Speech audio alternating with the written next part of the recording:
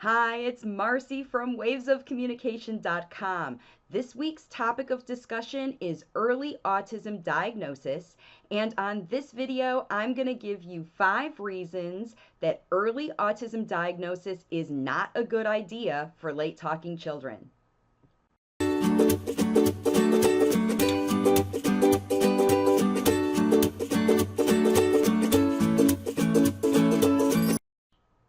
Thank you so much for joining me.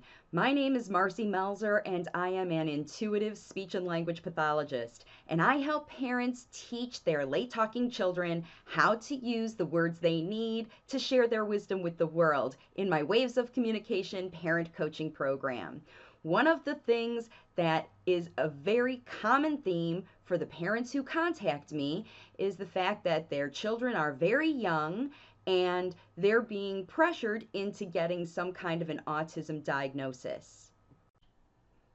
And if you're watching this video, you might be like those other parents who are faced with this pressure for finding an autism diagnosis for your child under 3 years old, and you're not feeling very comfortable about that. And I'm here to tell you that you're not alone. There are actually some really valid reasons that you might want to wait, at least, if not completely avoid an autism diagnosis for your late talking child under 3 years old altogether. And I'm going to explain to you 5 reasons why you can go ahead and investigate that feeling. Very basically, the evaluator is comparing your child, the behaviors they see, to the normative data that was collected by the people who put together these evaluation tools. So the evaluator is charged with looking at your child and determining if they fit the criteria that's been determined by comparing them to other children of the same age. The first reason that early autism diagnosis is not a good idea is that very young children have such diverse environmental experiences that it's difficult to pinpoint what could be normal versus abnormal or typical versus atypical. Every family is different and every child is different.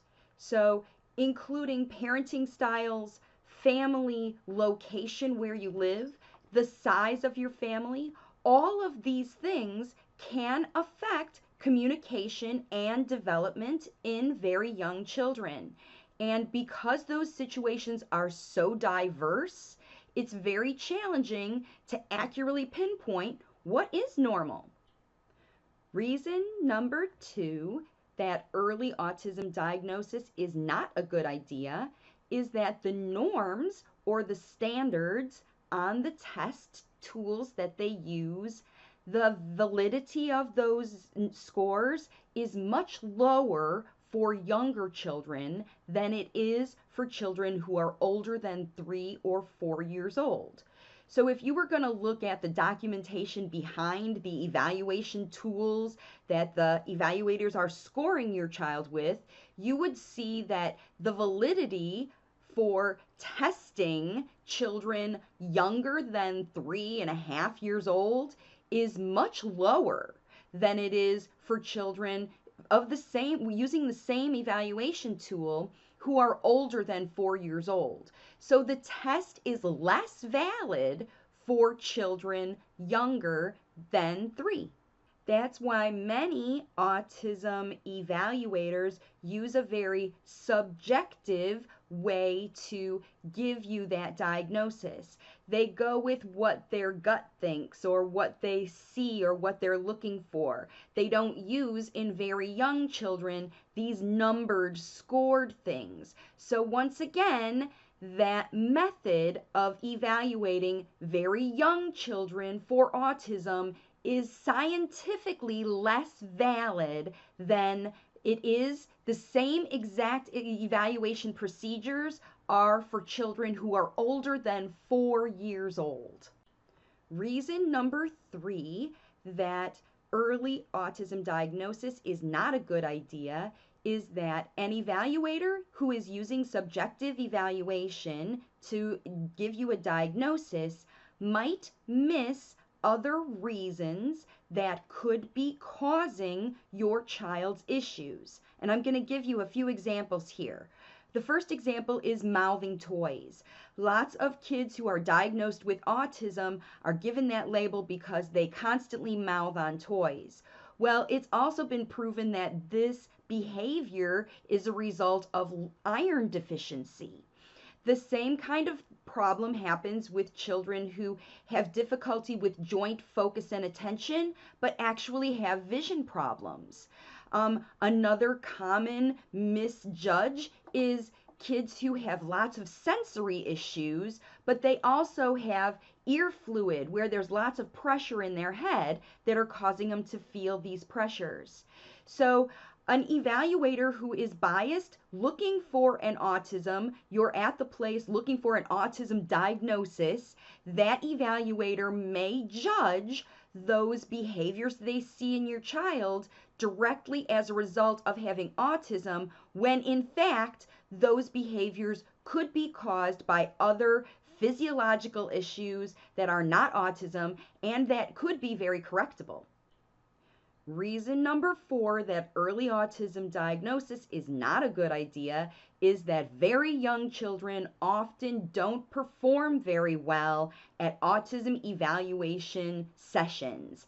They don't respond to the evaluator, they're shy, they don't perform, and they may actually perform a lot differently with just you and your partner in your household than they do anywhere outside. So the completely intimidating 100% focus on the child in a new environment evaluation session may not be the best environment for some evaluator to determine whether your child has autism or not. And reason number 5 that early autism diagnosis is not a good idea for late talking children is that the label of autism is too broad right now for the very specific intervention that is most commonly recommended for children who get an autism diagnosis. And yes, I'm talking about ABA. For children who might not have autism and these low validity evaluation tools are being used, parents are often then coerced into using ABA as an intervention method for their children, assuming that these children in fact have an issue with learning that causes them to need to have very rigid, highly structured, repetitive intervention to be able to learn at all. And this is the most dangerous reason for parents to get early autism diagnosis that can actually cause harm in your children. Because here's what happens. If a child in fact doesn't have autism, but they're late talking because of ear infections and they show a lot of sensory issues and they look very autistic, but there are other things that are causing these issues, then training them to learn as if they were an autistic child is going to do a disservice to your child. It's not allowing them to learn in the natural way that children are supposed to learn, because ABA therapy is 100% controlled. That means that all of your child's independent learning and exploring skills are taken away and the intervention comes externally from other people. And it teaches late talking children how to stop wanting to use their own internal investigation way to learn about life, which is how young children are supposed to be learning. And we're talking about children here under 3 years old who should be learning everything from their parents and their environment and loving, natural, warm preschool and daycare experiences, right? This is what you want for your child and how you want for them to be learning. And if you get an early autism diagnosis and you follow the trend of putting your child into ABA therapy or autism therapy or autism preschools that all function with these data driven, highly structured environments, that it's going to change your child's way of learning in a way that takes them away from you. It takes the learning and teaching of your child and puts it squarely in the hands of someone who's outside of your household. And this is not natural learning for young children, and it's not a good idea. At least I don't think so. So I understand how this whole video goes very much against what a lot of people are reading on the internet, but I'm here to tell you that hundreds and thousands of children all over the world are sitting in therapy and being diagnosed with a problem that isn't their root issue. It isn't what's causing their late talking.